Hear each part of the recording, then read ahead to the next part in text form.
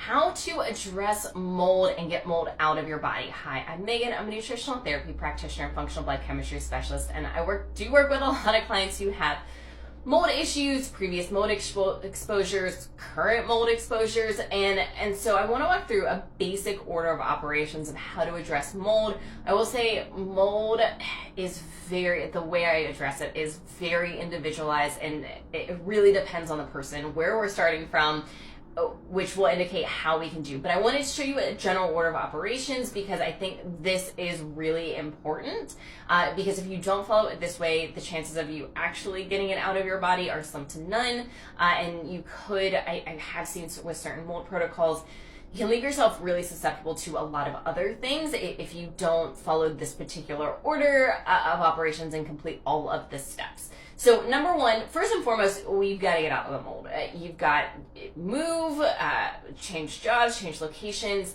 Wherever you were exposed to mold, we need to get out of that, or we need to have some sort of professional remediation.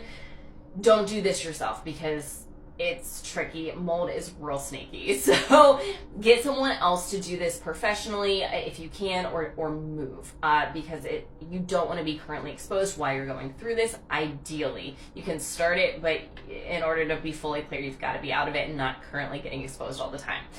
Number two, liver detox pathway support. Then we need to support our liver detox pathway so that when we start binding up the mold to get out of our body, there's a very clear pathway for it to come out.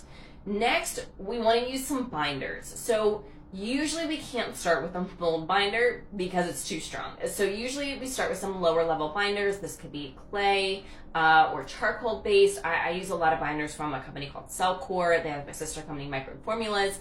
I really, really like their binders, and they have a nice couple of different ones, some easier, more tolerable ones that kind of work up to some of the mold binders, mold specific binders. Keep in mind too, some mold spores respond better to certain types of binders, so doing mold testing can be helpful. It does depend a little bit on the person, how I recommend it, or when I recommend doing this.